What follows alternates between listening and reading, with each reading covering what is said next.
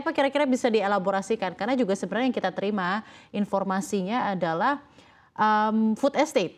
Itu juga di lahan rawa, Pak Suwandi, tapi nyatanya tidak berperforma atau berproduksi sesuai dengan sebagaimana mestinya. Jadi seperti apa kira-kira gambaran rencana penanaman padi di lahan rawa ini? Iya, yang cocok adalah lahan rawa aluvial atau rawa mineral, bukan rawa gambut dengan lapisan biritnya.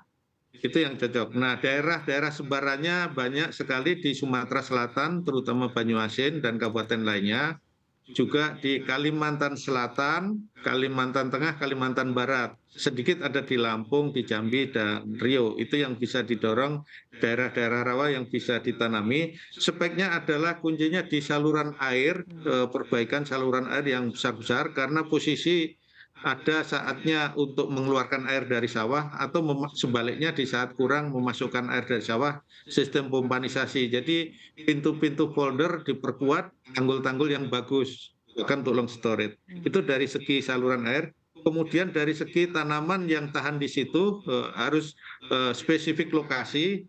Misalnya di Kalimantan Selatan, Kalimantan Tengah itu varietas lokal yang bisa eksis di daerah rawa itu Siam Uno, Siam Harley, Hmm. ada Gerombol, Datu, Panda. Itu varietas lokal yang adaptif, tapi juga Impara.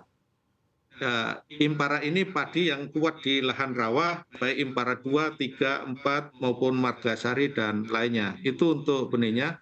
Nah, pemupukan juga harus disesuaikan karena ada beberapa daerah yang perlu dari kapurnya. Baik. Nah, itu yang kita dorong dan sudah pengalaman. Bapak zaman lalu sekitar 400.000 hektar yang lahan nggak produktif menjadi produktif, yang nggak pernah ditanam menjadi ditanam, yang ditanam sekali menjadi 2 kali daerah rawa, bahkan pasang surut daerah Lebak juga demikian. Di daerah mana itu, Pak? Ya, Sumatera Selatan itu yang paling luas dan Kalimantan Selatan itu terluas di Indonesia.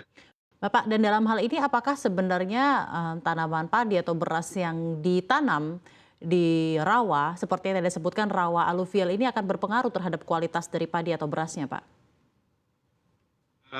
Tergantung, kalau yang lokal di Kalimantan Selatan itu sukanya masyarakatnya beras perah, bukan pulen. Kalau di Jawa kan banyak kan yang rasanya Pulen. pulen gitu ya. Ya. Kalau di sana perah dan favorit. Perah itu justru harganya lebih bagus. Bagi petani senang, umurnya lebih panjang dikit, sekitar 4 bulan, ada yang bahkan lebih panjang 6 bulan, tapi harganya sampai 18.000, 20.000. Jadi Hmm. beras kelas khusus itu. Mm. Perah, tapi ini Nah, ini hampir sama di ditanamnya di rawa Sumatera ya, Pak Barat, ya? Beras Sumatera pera Utara. ini ditanamnya di rawa Iya, ya, Pak? iya. Di Kalimantan Selatan memang di rawa, tapi kalau Sumatera Barat nggak di rawa juga bisa. Yang pera. Tapi favorit Padang ya. Itu beras pera jenisnya. Tapi apakah ini dengan beras pera ini yang harganya juga seperti yang tadi disampaikan lebih mahal dibandingkan beras lainnya, ini juga akan berpengaruh untuk stok beras, Pak? Karena kan variety-nya berbeda, Pak. Bagaimana? Oh iya, betul. Jadi ini masyarakatnya memang suka yang jenis pera dan dikonsumsi sendiri. Kalau sistem stoknya itu stok yang ada di masyarakat. Hmm. Kalau di stok pemerintah biasanya beras-beras tipe pulen yang bisa di-stok dan harganya masuk masuk kelas harga medium, bahkan ada yang premium. Oke, tapi memang akan secara keseluruhan ini akan menambah stok beras ya, Pak ya, dan juga lahan-lahan akan lebih produktif seperti Betul. arahan dari Mentan juga ya, Pak ya. Pak Suwandi, saya Iya. tentunya ingin bertanya dalam hal ini karena memang untuk penanaman di lahan rawa ini kan memiliki kerumitan yang berbeda dan juga teknologi yang tentunya akan lebih lebih susah dibandingkan menanam di lahan lain gitu ya. Apakah dalam hal ini juga benih-benih juga akan di-provide oleh pemerintah dan juga teknologi-teknologi yang akan digunakan juga akan diajarkan dari pemerintah pusat kepada petani dan lain-lainnya di daerah yang akan memanfaatkan lahan rawa, Pak Suwandi? Ya, betul. Khusus untuk benih, memang kita jaga kualitas dan distribusinya, kita awasi.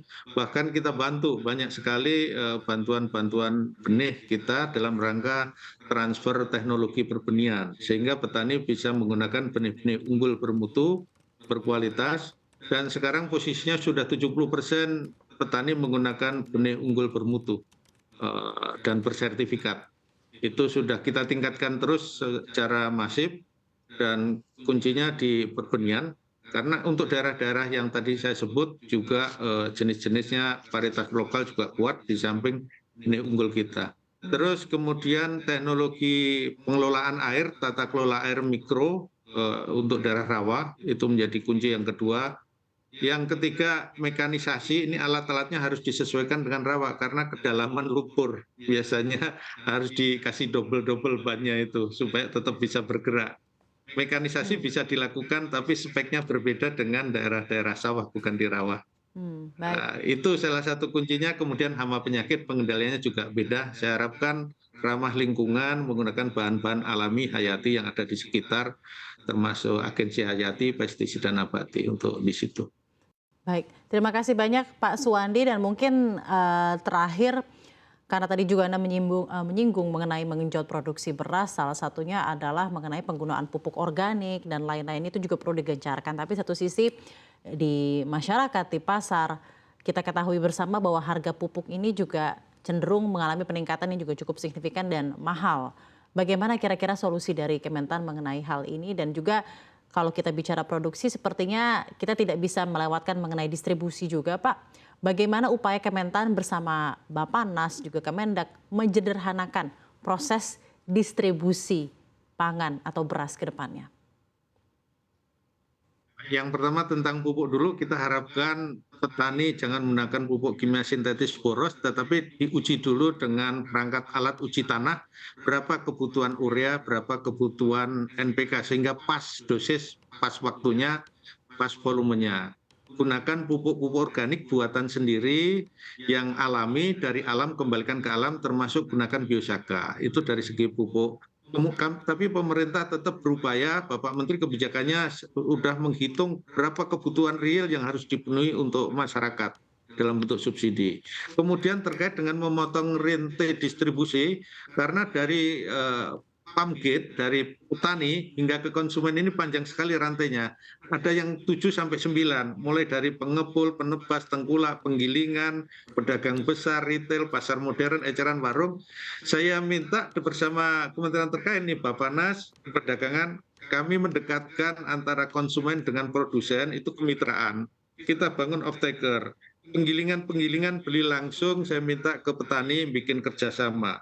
Pasar-pasar termasuk pasar induk food station, itu juga bermitra dengan beberapa petani kami di Jawa bahkan di Lampung, dan ini langkah-langkah untuk memperpendek rantai pasok dan juga memperlancar distribusi karena kita tahu MPP, marginal perdagangan pengangkutan kita memang semakin baik, tapi antar daerah masih ada yang 6% sampai 28%, ini variasinya sangat tinggi, tetapi kinerjanya semakin tahun semakin baik dan distribusi logistik semakin lebih baik ke depan.